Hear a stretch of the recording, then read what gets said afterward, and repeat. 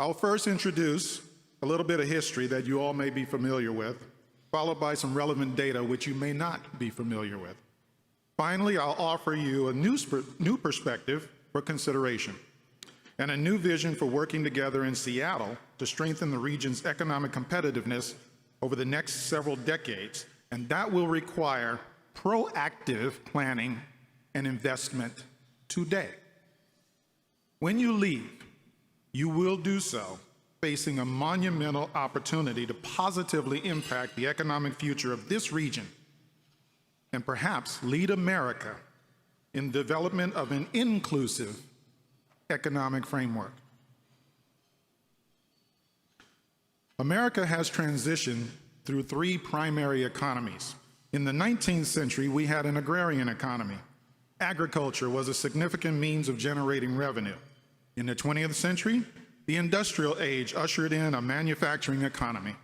Factories dotted the landscape, workers flocked to the cities, and the age of urban economics was born.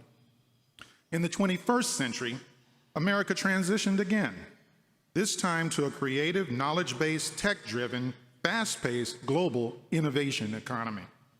In each of these economies, Black Americans had three significant barriers to entry: lack of access, lack of infrastructure, and lack of ownership. In the 19th century agrarian economy, we were the property of others. We weren't considered Americans. Our sweat equity translated into wealth for those who owned us.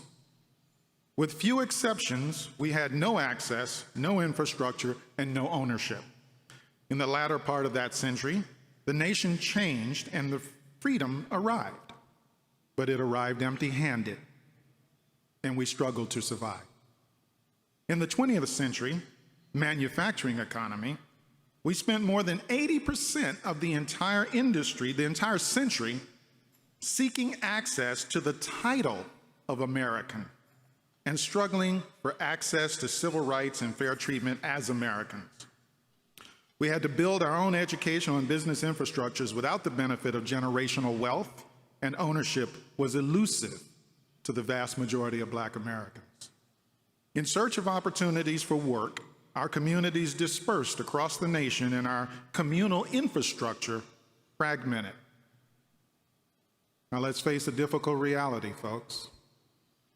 Black America was constructed out of necessity, because access into white America was restricted and prohibited to the vast majority of Black America. So Black America remains today the shared experiences of 13% of the population that is mostly hidden from the majority. America was in the past, and it is today, a divided nation, as anyone who follows politics can equally or readily attest. There's always someone who wants to take back this country from someone else who is apparently unaware that they've taken it. Today, the communication between politically divided Americans is so volatile that neither side accurately portrays the ideals of the other. Neither side seems genuinely interested in understanding the rationale that governs the perspective of the other. This seems true across racial and generational divides, as well as the political landscape. But America has evolved. Over the past 4 decades, since Dr. King was decrying the civil and economic injustices perpetuated by government and private sector, we have still evolved. Evidence of such evolution exists in the person of President Barack Obama. But opportunities in education, the private sector workforce, and the capacity to compete in the proverbial free market has evolved at a much slower pace.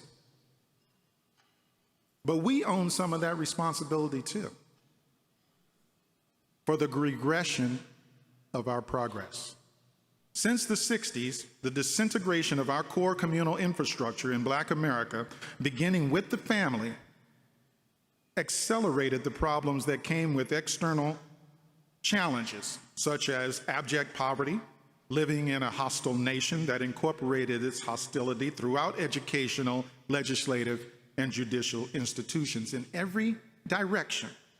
With every effort, Black Americans were surrounded by manufactured institutional challenges that severely retarded progress throughout the 20th century and introduced conflicts both within the communities and between Black and white America. In the 21st century, in this innovation economy, there is hope. The nation and the world is changing and is currently in a state of rapid evolution and growth.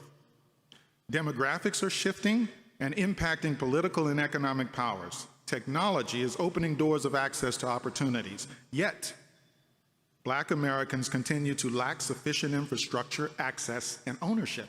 Those same three problems. Because it doesn't magically happen as the old institutions of hostility slowly transition. And it doesn't magically happen the moment the nation elects a Black president.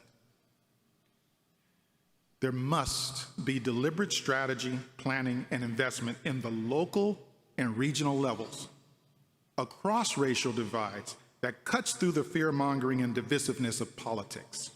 There must be a sustained commitment and patient capital that seeks a long-term return on investment. America is changing. But fear of that change is ratcheting political rhetoric. We've come a long way over the past 40 years, and the pace of America's evolution is quickening. In 2050, this country's demographics will significantly shift. And if we don't prepare and equip all Americans to contribute in meaningful ways to the economy today, tomorrow's generation will suffer the consequences of our reluctance.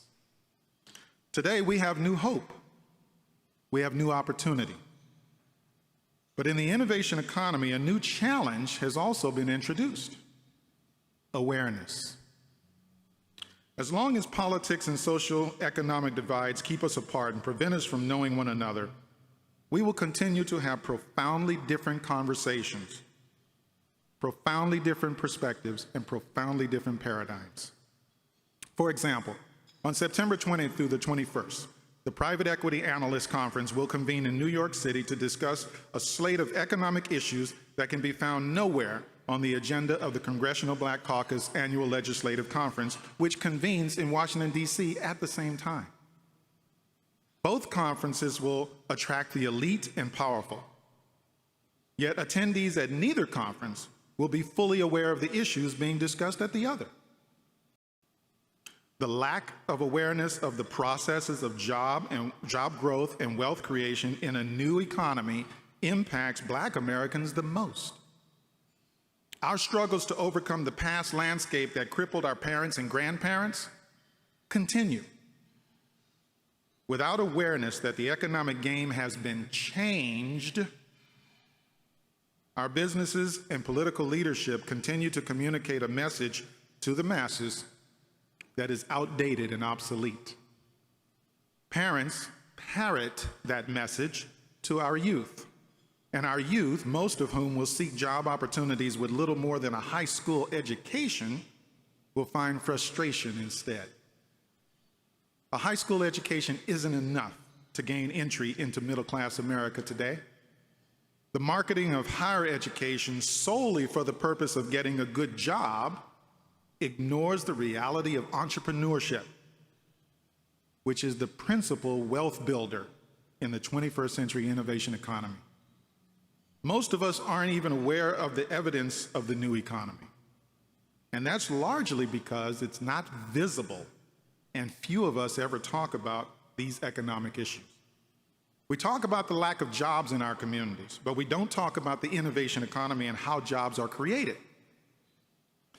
Many of our journalists and elected officials don't raise these important issues. Our teachers, preachers, and community activists are unaware of the language, the infrastructure, the strategies, and the opportunities inherent in the innovation economy. The lack of awareness is pervasive. And therefore, it is imperative that investment be made in creating widespread awareness. Unlike the agrarian economy, in which agriculture afforded a visible opportunity to see the production of wealth, and the manufacturing economy that produced highly visible factories and related infrastructures and businesses, there are fewer obvious signs of wealth being generated in the 21st century. Today, multi-million-dollar businesses are built by teams of young people coding in their dorm rooms. Inventors tinker in their garages and emerge with products that make it to market in months. In 2011, just last year, angel investors and venture capitalists combined to invest more than $52 billion in roughly 70,000 companies.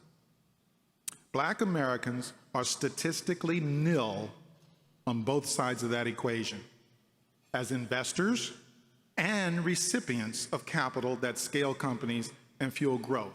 We are missing. The risk capital industry itself is a relatively new construct, born out of Rockefeller's investment in Intel in 1969, just a year after Dr. King's assassination. Since that time, the industry of private equity and venture capital has exploded, with more than 600 venture capital firms operating today and more than 318,000 active angel investors and hundreds of billions of dollars invested in new and growth stage companies that help drive the global economic competitiveness of America. Black Americans, with few exceptions, are largely missing from that landscape. The Kauffman Foundation, the nation's largest institution devoted to the study of entrepreneurship and education and innovation, tells us that since 1980, all net new jobs in America are due to startups, young companies 5 years old and younger. That's the Kauffman Foundation, all net new jobs.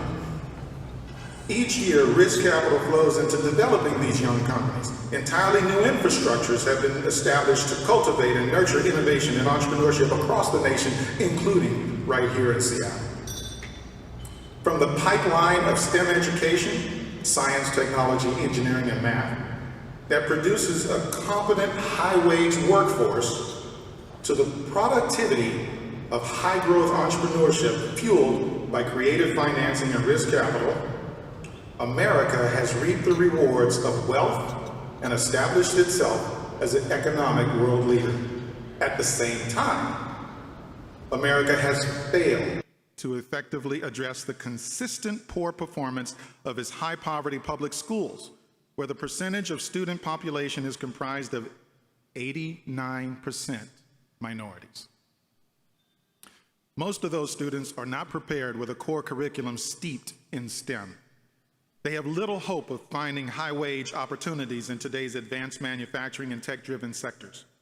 And their innovative talents may never be realized because they lack the education required to bolster their creativity and capacity to contribute as innovators in the innovation economy. That must change. The cohorts of classes that emerge from this conveyor belt of contempt for education are destined to the predominant service sector workers, to be predominant service sector workers, low-wage labor force, and possibly our permanent underclass. That's sobering. America sometimes peers down its nose upon those disconnected youth and those adults who were disconnected youth of the past. And they wonder, why don't those people pull themselves up by their bootstraps? The Bureau of Labor Statistics answers that question. It tells us that from 2002 to 2007, entrepreneurship in Black America grew by an astounding 60%. By comparison, the same growth in white America was 18%. The 1.9 million Black-owned businesses that were a result of such phenomenal growth produced revenues of $137.5 billion, which amounted to less than 1% of GDP. 1.8 million of those 1.9 million businesses were sole proprietors with 0 employees. You can't contribute to the American economic competitiveness globally with that type of track record. Sadly, this is the most revenue our businesses have managed to produce. Then the economy collapsed. Black business owners lack access to capital. They lack an educational infrastructure that fosters and nurtures entrepreneurship. They lack generational knowledge, generational wealth, mentoring, networking, and support. Yet, in the shadow of such extreme hardship, Black America has continued to struggle to pull itself up. It is struggling here in Seattle as well. The innovation economy represents a democratized landscape of opportunity, but without awareness, without infrastructure, without networks, without knowledge, we continue to lack access and ownership. The result is predictable. We all must work together to change this dynamic. And we can rise above the past if we're willing to work together. And with the pace of innovation being what it is, and we're 12 years into the 21st century with tens of thousands of new businesses and new industries that didn't exist a decade ago, time is of the essence. If we intend to participate, compete, and contribute to America's new innovation economy, then we must strategize, plan, and act today. Tomorrow's future is at stake today. For Black Americans, who were a targeted people through two economic eras, the innovation economy is an opportunity to work with all Americans to invest in building an infrastructure that creates access channels to entrepreneurship and ownership, which leads to a greater contribution to the overall economic competitiveness of the nation, as well as greater wealth within our communities. Neither white nor Black America can build such an infrastructure alone. We must connect and collaborate with existing infrastructures, existing ownership, and existing leadership. We must recognize the nation has changed, and we must change with it. In like manner to the example set by you all here at Tabor 100, we must organize across the nation and reach across the racial divides and work together to develop an inclusive economic framework that invests in the potential of all our nation's talent. Now, this is an enormous challenge, and it's difficult to hear, but it does us no good to ignore the truth.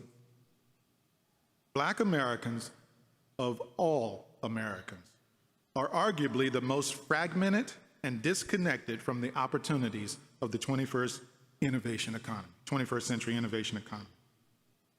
That is true in Cleveland and the entire Northeast Ohio region, where 20% of the population contributes less than 2% to the regional GDP.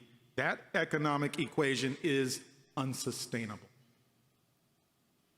It is true in New York, where Mayor Bloomberg boasted just this week that New York City has had a 200% economic recovery compared to the nation's sluggish 40%.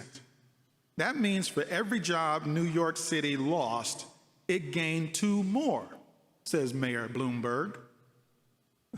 What he failed to mention is that New York City has an appalling rate of 50% unemployment for Black Americans, and that includes those with college degrees. Here in Seattle, I've done a little research on you guys. Black Americans are disconnected as well. A quick trip down memory lane reveals not much changes from year to year and decade to decade. Your regional industry sectors lack the strength of diversity. And minority entrepreneurs here struggle mightily to gain access to opportunity to the value chains and contracting pipelines.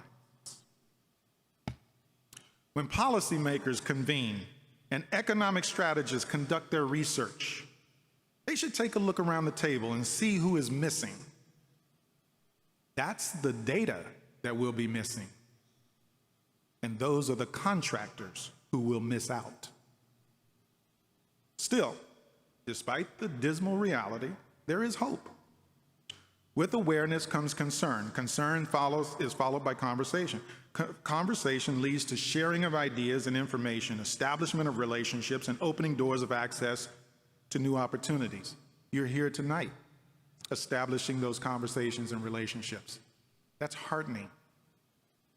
And in the aftermath of America's Great Recession, which was a Great Depression for Black America, we desperately need new opportunities. Access to leadership networks can result in an inclusive framework that empowers disconnected people who bring new energy, creativity, and talent to bolster existing infrastructures. Strong economic infrastructures, from the pipeline of education to the productivity of entrepreneurship, will create new wealth and boost the economic competitiveness of this region and the nation. Now, I believe in America. More importantly, I believe in the potential of America to be better than it was in the past. I believe in the future of America. All of this nation, which is a multicultural melting pot of enormous talent. I co-founded the America 21 Project in January of 2011, along with a Cleveland attorney and former NFL running back, Jonathan Holyfield, who is one of the most brilliant tech-based economic development strategists I know. Jonathan is currently the nation's very first Vice President of Inclusive Competitiveness at Nortec, a tech-based economic development powerhouse that covers 21 counties in Northeast Ohio. Another brilliant co-founder of the America 21 Project is Dr. Chad Womack, a PhD scientist and biotech entrepreneur in Philadelphia, who is the most knowledgeable person I know on the issues of STEM education, tech transfer, and P20 alignment with industry. America 21 envisions a more cohesive and inclusive 21st century America. We have three primary goals. One, we seek to change the economic narrative across Black, Hispanic, and urban America. Two, we promote inclusive competitiveness across established economic ecosystems. And three, we connect the economically disconnected to regional innovation and opportunity. America 21 works with partners in targeted regions around the nation who help institute our pipeline to productivity framework. And this seamless channel of connectivity consists of only three pillars: STEM education and workforce development, entrepreneurship, especially high-growth entrepreneurship, and then access to capital and risk capital formation. In the past 18 months of our existence, yes, we're new, we're brand new, we've established a national reputation as the leading voice of inclusive competitiveness in America. We are recognized from the White House to Silicon Valley because of that message. We're working with partners around the nation, and we're very excited about the support we've received from the Portland Development Commission and our newly established partner, Ideal Portland, which was created to do the work of producing the Portland Urban Innovation Roundtable. It's a new construct that I introduced last year at a gathering of leaders at the University of Portland.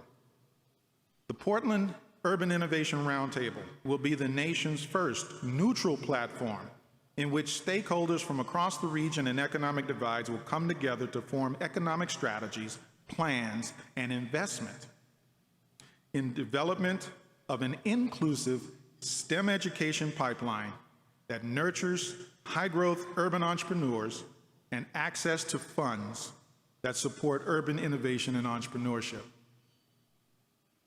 This inclusive framework is deliberate, it's strategic, and it's committed to ensuring the health and wealth of all residents and communities in the Portland region. In closing, I want to extend an invitation to all of you to come to the Small Business Innovation Research Conference in Portland, November 13th through the 15th.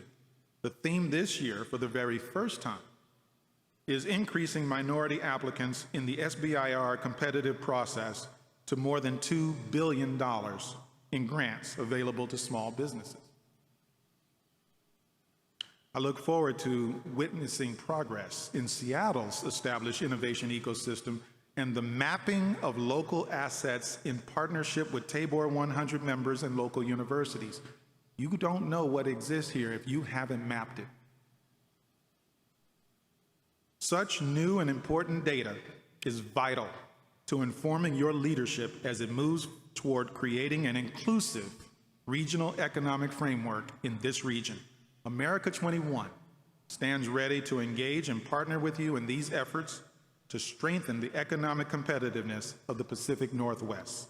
And I want to again thank Holly Garrett and Tabor 100 and all of you for the opportunity to speak to you this evening. Thank you.